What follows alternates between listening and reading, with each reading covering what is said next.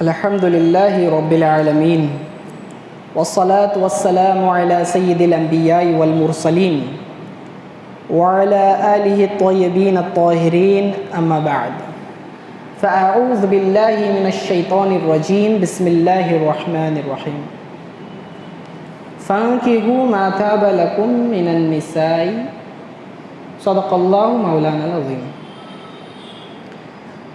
معزز سامعین کرام، السلام علیکم ورحمۃ اللہ وبرکاتہ۔ سیرت النبی کا سلسلہ وار درس جاری ہے۔ پچھلے درس میں ہم نے رسول اللہ صلی اللہ علیہ وسلم کی عمر شریف جب 20 برس تک ہو گئی، اس وقت تک کون کون سے اہم واقعات ہوئے تھے اسے سماعت کیا۔ آقا علیہ السلام جب آپ کی عمر شریف 25 برس کی ہو گئی تو رسول اللہ صلی اللہ علیہ وسلم باضابطہ بزنس میں انوالو ہو گئے، یعنی تجارت کے کاروبار سے منسلک ہو گئے۔ اس سے پہلے آپ بکریاں چرایا کرتے تھے۔ حضرت خدیجہ بنت خولد رضی اللہ تعالی عنہ یہ قریش کی معزز خواتین میں سے تھی۔ آپ رضی اللہ تعالی عنہ بہت ہی زبردست، باوقار اور مالدار شخصیت کی حامل تھی۔ آپ بہترین اخلاق والی تھیں۔ آپ کے چرچے پورے عرب میں ہوا کرتے تھے۔ مالدار ہونے کے ساتھ ساتھ خوبصورت بھی تھیں۔ اسی لیے عرب کے اکثر شرفاء، شریف لوگ جو سرداران تھے، وہ کوشش کرتے تھے کہ حضرت خدیجہ رضی اللہ تعالی عنہ سے ان کا نکاح ہو جائے، لیکن آپ ان کی طرف کبھی بھی توجہ نہیں فرمایا کرتی تھی۔ خولد ان کے والد کا نام ہے اور ان کی والدہ کا نام فاطمہ ہے۔ یہ مکہ شریف میں بسے ہوئے تھے۔ جنگ فجار جو ہوئی اس میں آپ کے والد اور آپ کے بھائی دونوں انتقال کر گئے تھے۔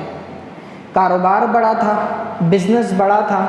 اب یہ ساری ذمہ داری حضرت خدیجۃ الکبریٰ رضی اللہ تعالی عنہ کے کندھوں پر آ گئی۔ عرب کے پرخطر ماحول میں ایک عورت کا بزنس چلانا کوئی معمولی بات نہیں تھی، لیکن حضرت خدیجہ رضی اللہ تعالیٰ عنہ بہت ہی سمجھدار خاتون تھی۔ آپ نے اپنا بزنس چلانے کے لیے، تجارتی کاروبار چلانے کے لیے اپنے بعض رشتہ داروں کو منتخب کیا اور انہیں ایک مخصوص رقم دے کر، پارٹنرشپ لے کر جو ہے اپنا تجارتی سامان دیتی تھی اور وہ ملک شام اور دوسرے علاقوں میں اسے فروخت کراتے تھے، اور جو منافع آتا تھا اس میں سے آپ شیئر دیا کرتی تھی۔ اس طرح سے آپ نے اپنے فیملی بزنس کو مینٹین کیا۔ بڑی ہی سمجھدار خاتون تھی۔ آقا علیہ السلام کا شہرہ، چرچا عرب میں پورا پھیل چکا تھا کہ یہ امین ہیں اور صادق ہیں، امانت دار بھی ہیں اور سچے بھی ہیں۔ تو آپ کی توجہ ان کی جانب مبذول ہوئی۔ آپ نے سوچا کہ جو شخص ایماندار ہے، امانت دار ہے، بات میں سچا ہے، اگر ایسے شخص کے ساتھ ڈیل کی جائے، بزنس پارٹنرشپ میں انوالو کیا جائے تو یہ میرے لیے زیادہ اہم ہوگا، کیونکہ اعتماد کرنا کسی پر یہ بہت ایک مشکل کام ہوتا ہے تاکہ واقعی یہ شخص جا کر پراپرلی بزنس ایکسیکیوٹ کر پا رہا ہے کہ نہیں کر پا رہا ہے۔ لیکن جس کے بارے میں پورا عرب گواہی دیتا ہو کہ یہ سچا ہے اور امین بھی ہے، تو ایسے شخص کو بزنس پارٹنر بنانا بہت ضروری سمجھا آپ نے۔ اس کے لیے آپ نے یہ تجویز پیش کی اور حضرت ابو طالب کے ذریعے پیغام بھجوایا۔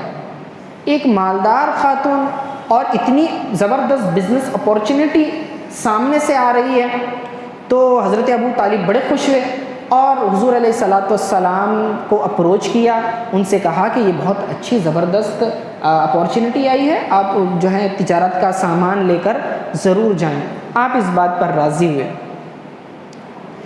حضرت خدیجۃ الکبریٰ رضی اللہ تعالیٰ عنہ نے فرمایا کہ اگر آپ میرے ساتھ بزنس کریں گے، یعنی میرے مال کو فروخت کریں گے، تو دوسروں کو جو میں پروفٹ دیتی ہوں، منافع دیتی ہوں، اس سے دگنا آپ کو دوں گی۔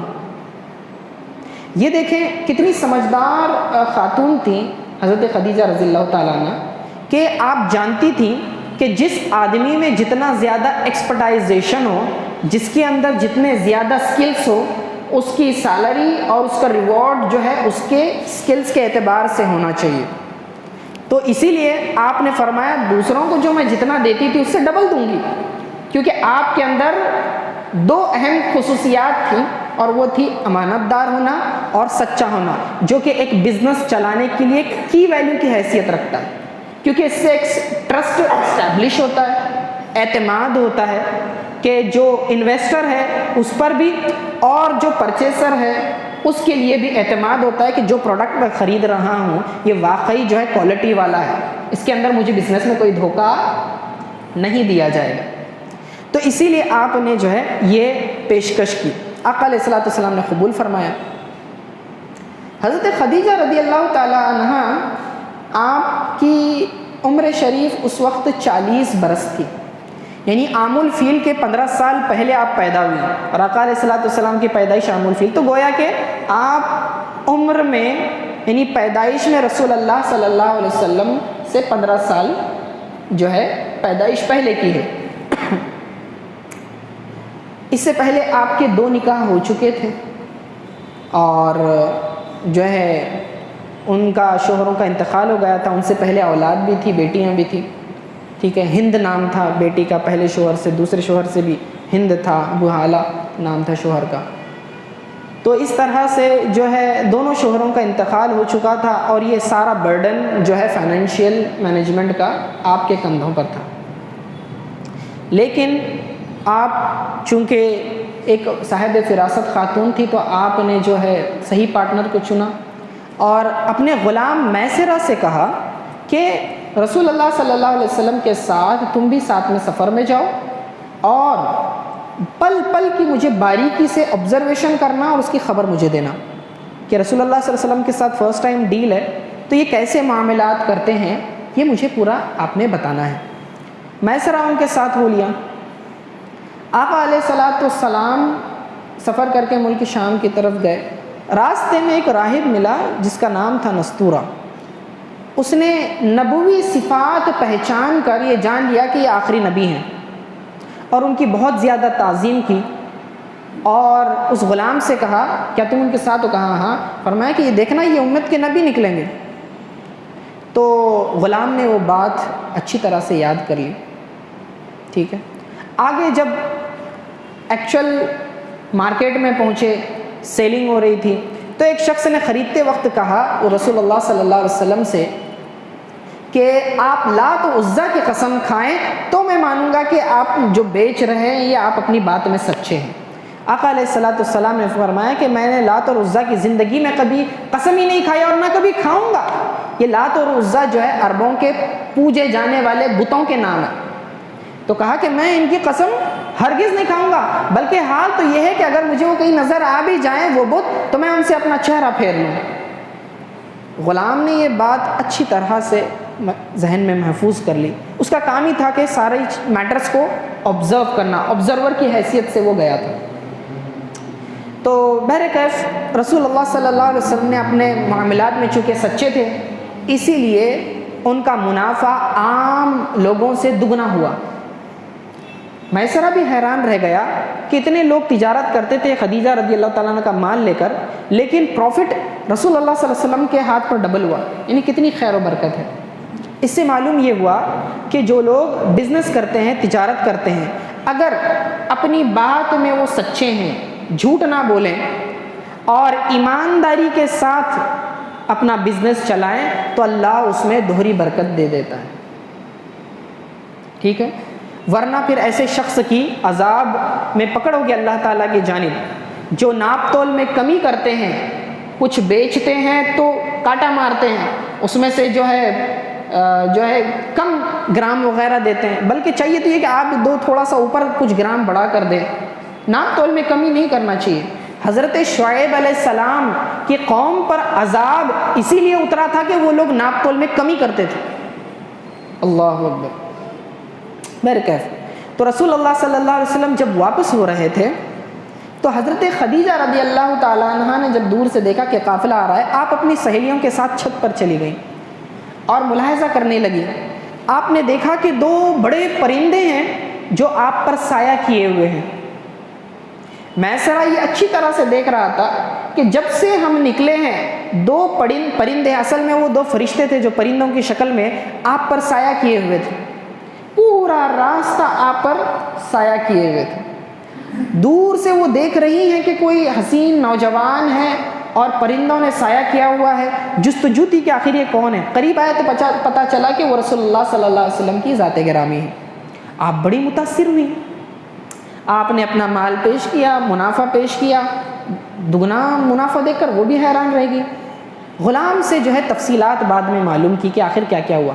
غلام نے جو ہے ساری ڈیٹیلز سنا دی کہ ایسے ایسے ہوا تھا، جو غیر معمولی واقعات دیکھے تھے وہ انہوں نے اچھی طرح سے بتا دیے۔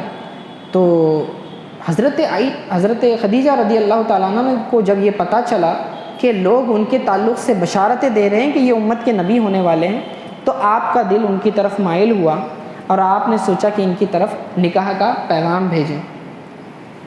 آپ نے پھر حضرت ابو طالب کو اپروچ کیا، نکاح کا پیغام بھیجا۔ آپ بڑے خوش ہوئے اور اس بات پر راضی ہو گئے کہ حضرت خدیجۃ الکبریٰ رضی اللہ تعالیٰ عنہ سے آپ کا نکاح ہو جائے۔ دن طے ہو گیا، تاریخ طے ہو گئی، اور ان کی طرف سے ابو طالب جو ان کے چچا تھے رسول اللہ صلی اللہ علیہ وسلم کے، حضرت حمزہ وغیرہ، وہ ساتھ میں جو ہے حضرت خدیجہ رضی اللہ عنہا کے گھر پہنچے۔ ادھر جو ہے حضرت خدیجہ رضی اللہ تعالیٰ عنہ کی طرف سے جو ہے ورقہ بن نوفل جو ان کے کزن بھائی تھے وہ، اور دوسرے بعض رشتہ دار شامل تھے۔ تو نکاح کا معاملہ طے ہوا، اور پھر رسول اللہ صلی اللہ علیہ وسلم کا خطبہ نکاح جو ہے حضرت ابو طالب نے پڑھایا۔ آپ کا مہر جو ہے 400 دینار طے ہوا، چاندی میں مختلف 12 اوقیہ وغیرہ کہا گیا ہے، اور 20 اونٹ یا اونٹنیاں تھیں۔ یہ مہر طے ہوا۔ حضرت ابو طالب نے خطبہ نکاح پڑھایا اور کہا کہ آپ تمام جانتے ہیں اس ذات نے یعنی اللہ رب العزت نے ہمیں عزت و شرف بخشا، ہمیں کعبہ کا متولی بنایا، اور اس دارالامن یعنی مکہ میں ہمیں یہ اعزاز بخشا اور سرداری بخشی ہے۔ اس سے آپ اچھی طرح واقف ہیں، اور میرا جو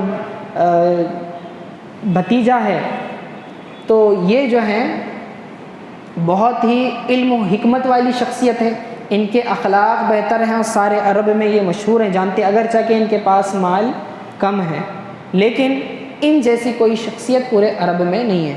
جب آپ نے خطبہ دیا اور بیٹھ رہے تھے تو آپ نے ورقہ بن نوفل سے درخواست کی کہ آپ کی جانب سے بھی جو ہے کوئی خطبہ دے، تو آپ خود کھڑے ہوئے ورقہ بن نوفل نے اعتراف کیا، ہم آپ کی تمام ان باتوں کا اعتراف کرتے ہیں جو خطبے میں آپ نے کہی، بے شک اللہ تعالیٰ نے آپ کو یہ اعزاز بخشا ہے۔ پھر حضرت خدیجۃ الکبریٰ رضی اللہ تعالیٰ عنہ کی تعریفی کلمات کہے، ٹھیک ہے، اور پھر اس کے بعد نکاح ہو گیا۔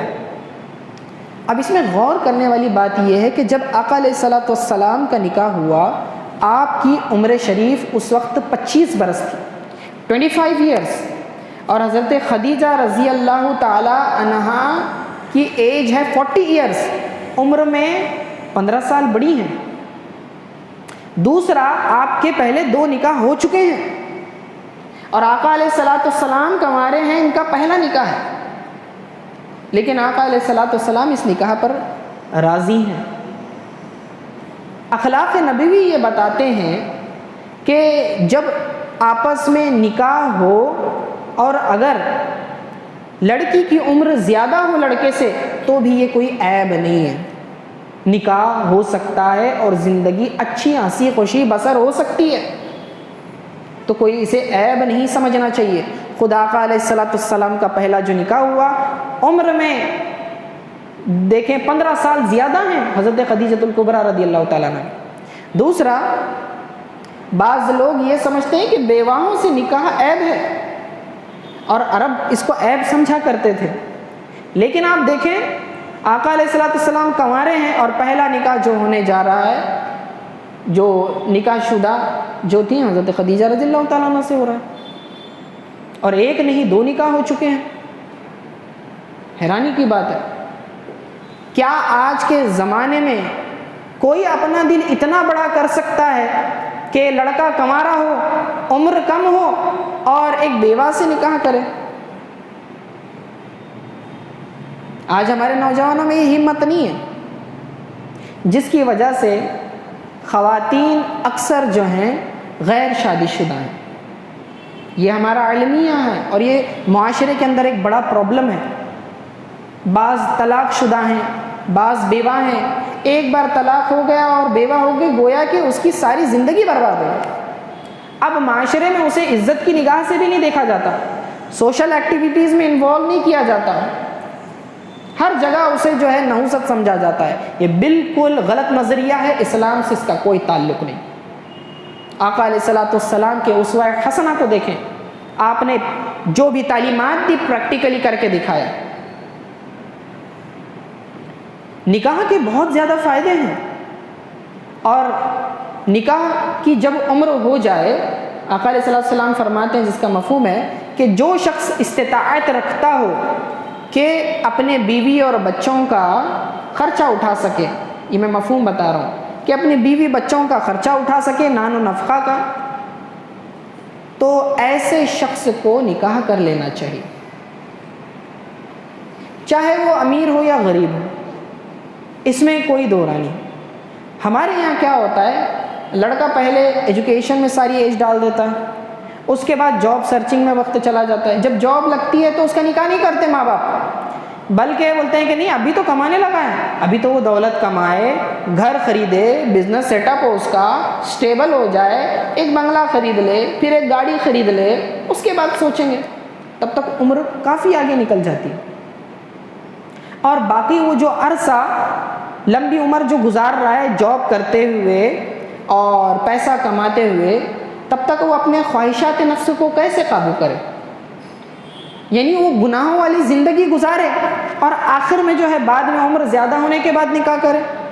اس طرح نہیں ہونا چاہیے۔ بیسٹ ایج آقا علیہ الصلوۃ والسلام کی دیکھیں، جیسے ہی آپ جو ہیں جاب باضابطہ کرنے لگ گئے، یعنی بزنس میں انوالو ہو گئے، فوراً نکاح کر لیا۔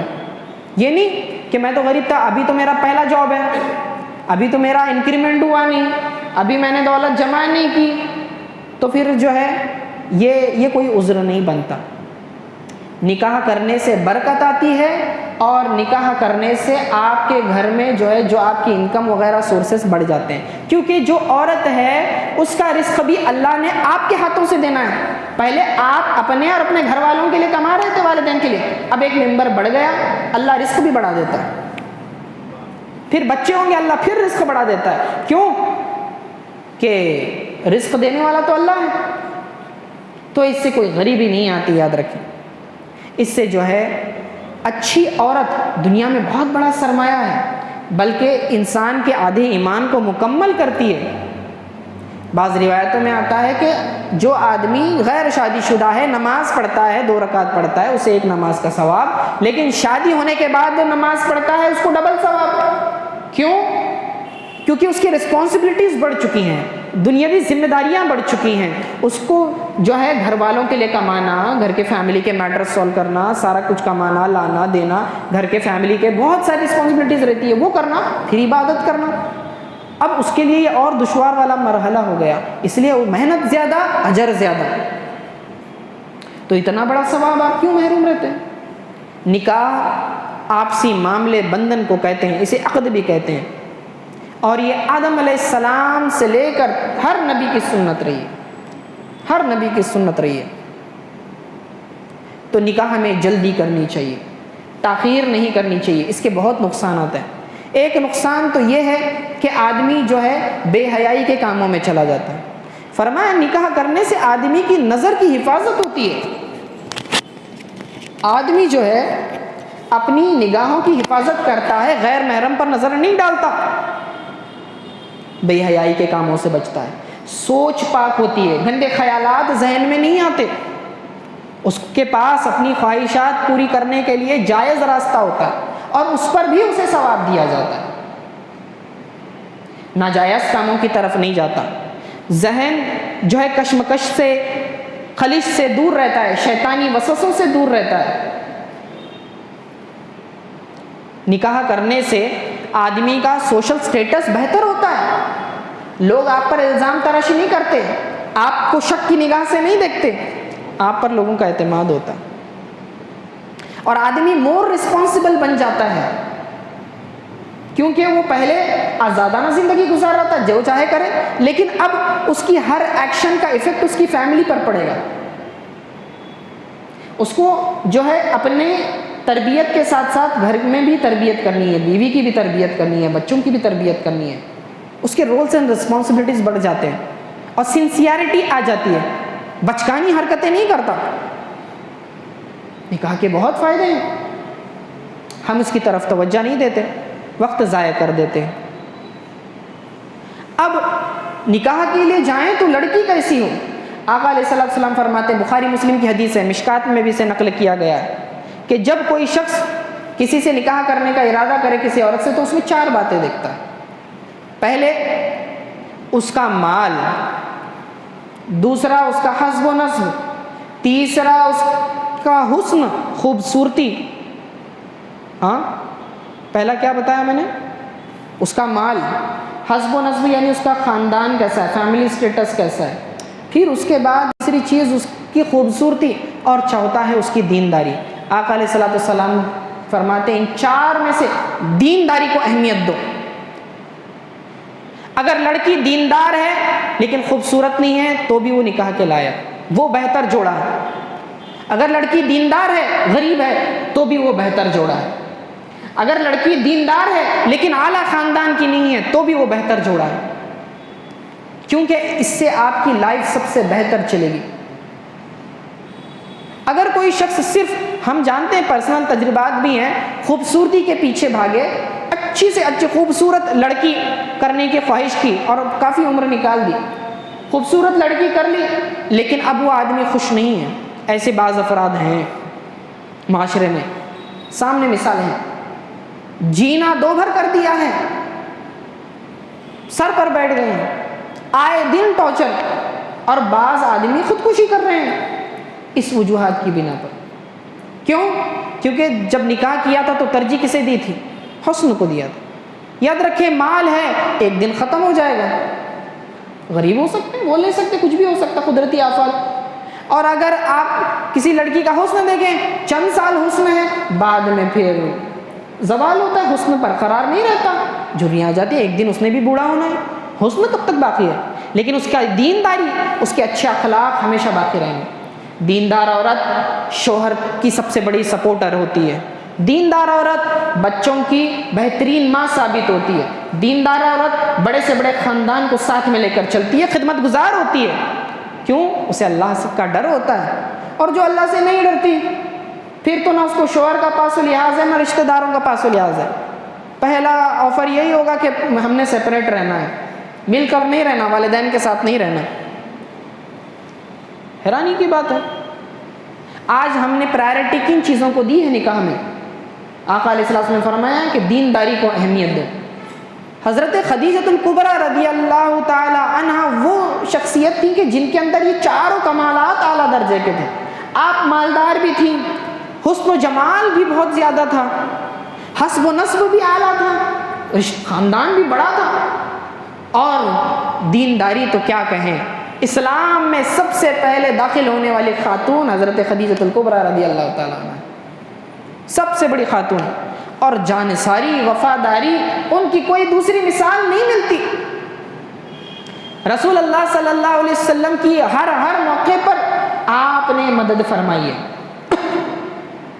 آقا علیہ السلام بہت زیادہ محبت فرمایا کرتے تھے، جب تک آپ حیات تھی آپ کی زندگی میں کوئی دوسرا نکاح نہیں کیا۔ آپ کی اکثر اولاد سوائے حضرت ابراہیم کے ساری اولادیں حضرت خدیجہ رضی اللہ تعالی عنہا سے ہیں، دوسری ازواج سے اولادیں نہیں ہیں سوائے حضرت ابراہیم۔ اندازہ لگائیں، اعلان نبوت آپ نے 40 سال کی عمر میں کیا آقا علیہ الصلوۃ والسلام نے، تو اس سے پہلے 15 برس حضرت خدیجہ رضی اللہ تعالیٰ عنہ کے ساتھ جو ہے اپنے پورے گھر کو سنبھال رہے ہیں سب سے بہتر انداز میں۔ حضرت خدیجۃ الکبریٰ کون؟ فاطمہ رضی اللہ تعالیٰ عنہ کی والدہ ہیں، حسن و حسین رضی اللہ تعالیٰ عنہما کی نانی ہے۔ کون ہے فاطمہ رضی اللہ تعالیٰ عنہ؟ کتنا بڑا مرتبہ ہے، سردار ہیں، 4 بڑی معزز خواتین جنت کی، انہوں میں سے ان کا شمار ہوتا ہے۔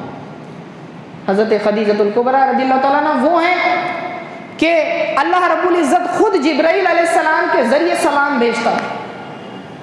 اتنی بڑی، اتنی معزز خاتون، جب کبھی سوشل اور مورل سپورٹ کی ضرورت پڑتی خدیجہ رضی اللہ تعالیٰ عنہ ہمیشہ آگے رہتی۔ آپ کی جان ساری، واہ واہ کیا کہیں۔ ایک مرتبہ آقا علیہ الصلوۃ والسلام مکہ شریف سے دور اطراف کی وادیوں میں گئے، پھر لوٹے تو تھوڑے سے رنج و غم کے آثار تھے، پریشان نظر آ رہے تھے۔ دیکھیں اچھی بیوی وہ ہوتی ہے کہ شوہر کے فیشل ایکسپریشن، باڈی لینگویج سے سمجھ جائے کہ مسئلہ کیا ہے اور اس کا سپورٹ کرے، اس کو موٹیویٹ کرے، جیسے حضرت خدیجہ رضی اللہ تعالیٰ عنہ نے کیا تھا۔ آپ نے پوچھا کہ آپ اس طرح کیوں رنجیدہ ہیں؟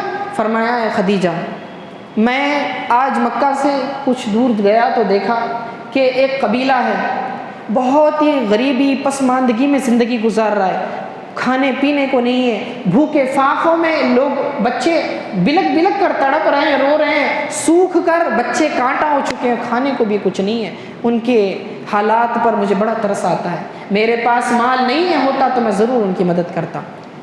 اب دیکھیں جو مال تھا وہ خدیجہ رضی اللہ تعالیٰ عنہ کا ہے پورا کا پورا۔ آپ فرما رہے ہیں، آپ نے فرمایا حضرت خدیجہ رضی اللہ تعالیٰ عنہ سے، اچھا آپ نے فرمایا کہ آپ جائیں اور سردار قریش کو جمع کر لائیں۔ جب آپ علیہ الصلوۃ والسلام گئے سرداران قریش کو بلانے کے لیے، تو آنے تک اشرفیوں کا ڈھیر لگا دیا گھر میں، اتنا زیادہ کہ آقا علیہ الصلوۃ والسلام بیٹھے تو اشرفیوں کے ڈھیر کے پیچھے نظر نہیں آ رہے، اتنا ڈھیر لگا دیا، اور فرمایا تمام قریش کے سرداروں سے کہ تم سب گواہ رہنا، یہ ساری دولت میں نے میرے شوہر پر قربان کر دی ہے، اب انہیں پورا اختیار ہے، جیسے چاہیں خرچ کریں۔ آئے ہے سبحان اللہ، حضرت خدیجہ کی اس جان ساری پر سلام، سارا مال اپنے شوہر کے قدموں میں ڈال دیا، آپ جیسے چاہیں خرچ کریں۔ تو دیکھیں آقا علیہ الصلوۃ والسلام، اچھا سرداروں کو جمع کرنے کی کیا حکمت تھی؟ کل کے کوئی رسول اللہ صلی اللہ علیہ وسلم پہ انگلی نہ اٹھائے، یہ نہ کہے کہ دیکھیں اپنی بیوی کا مال استعمال کرتا ہے، ہاں، تو ان لوگوں کو گواہ بنایا کہ میں اپنی مرضی سے خوشی سے دے رہی ہوں۔ تو آپ جو ہے غریبوں پر، مسکینوں پر، یتیموں پر، مسافروں پر خرچ کیا کرتے تھے، دل کھول کر خرچ کیا کرتے تھے۔ کیسی زبردست خاتون ہے۔ پہلی وحی بھی جب نازل ہوئی تو سب سے زیادہ سپورٹ کرنے والی آپ ہیں، اس کی تفصیل انشاءاللہ ہم آگے بیان کریں۔ صفات دیکھیں، اخلاق دیکھیں، اور کیسے بچوں کو جنم دیا، بی بی فاطمہ الزہرا رضی اللہ تعالیٰ عنہ اور باقی دوسرے، مثال نہیں ملتی۔ آج ہماری خواتین کو حضرت خدیجۃ الکبریٰ رضی اللہ تعالیٰ عنہ کی سیرت سے سبق حاصل کرنا چاہیے۔ اچھی طرح سے یاد رکھیں کہ رسول اللہ صلی اللہ علیہ وسلم کی سیرت میں ازواج مطہرات کی سیرت بھی شامل ہے، اہل بیت کی سیرت بھی شامل ہے۔ آپ اہل بیت میں سے بھی ہیں اور ازواج مطہرات میں سے سب سے پہلی ہیں۔ ازواج جمع ہے زوج کی بیوی، اور مطہرات جمع ہے مطہرہ کی، یعنی پاکیزہ بیویاں، اور امہات المؤمنین کا لقب، امت کی ماؤں میں سے سب سے پہلی ماں حضرت خدیجۃ الکبریٰ ہماری والدہ ہیں۔ ہماری ماؤں سے زیادہ محبت ہمیں ان سے کرنی چاہیے۔ تو ان کا طرز عمل کیا تھا؟ ہمیشہ سوشل اور مورل سپورٹ اپنے شوہر کو دیا، فائنینشیل سپورٹ کی جب ضرورت آئی تو سارا پورا کا پورا مدد کر دی۔ اس کے علاوہ زندگی میں اور بھی ایسے مرحلے آئے انشاءاللہ، جیسے جیسے ہم سیرت کے اگلے ابواب بیان کریں گے اس کے اندر بتائیں گے کہ حضرت خدیجۃ الکبریٰ رضی اللہ تعالیٰ عنہ کا کردار کیسا تھا۔ ٹرسٹ دیکھیں، اعلان نبوت پہلی وحی نازل ہوتی ہے، ایمان قبول کرا آپ نے سب سے پہلے، کتنا اسٹرانگ بانڈنگ ہے دونوں کے درمیان. آج شوہر باہر کوئی خیر کا کام کرنا چاہتا ہے، بعض بیویاں ایسی ہیں تو ان کو دین کے نام سے تانے دیتی ہیں، ہاں سب دوسروں پر خرچ کرو، گھر پہ کوئی خرچ نہیں کرنا. باہر کے لوگ اچھے لگ رہے ہیں آپ کو، جا کے پیسہ ان کو دے دو. گھر میں ہمارے بچوں کو ایکسٹرا نہیں لا کے دیں گے کچھ. ذرا سونے کی انگوٹھی مانگے تو برا چہرہ پہ جو ہے تاثرات آ رہے، اور باہر والوں کو جو ہے ہزار ہزار تقسیم کر رہے. غریب ہونے کا ہے کیا؟ یہ طریقہ ہے، یہ رویہ ہے. دین کی اس طرح سے مدد کرتی ہیں؟ نہیں، ایسا نہیں ہونا چاہیے. خدیجہ الکبریٰ کا کردار دیکھیں، کچھ سیکھیں. ہماری خواتین کو، گھر کی ماں بیٹیوں کو، بہنوں کو جو ہے ازواج مطہرات اور اہل بیت سے سبق سیکھنے کی ضرورت ہے. واقعات تو وہی ہیں، تفصیل ہے اس میں انشاءاللہ، پھر انشاءاللہ اگلے درس میں ہم اس کو شامل کریں گے. بتائیں گے کہ رسول اللہ صلی اللہ علیہ وسلم کی جو ازواج مطہرات، ایک سے زیادہ بیویاں ہونے کی کیا حکمت ہے، اس پر بھی بات کریں گے انشاءاللہ. وصلی اللہ تعالی علی خیر خلق محمد وآلہ وصحبہ اجمعین برحمتک یا ارحم الراحمین.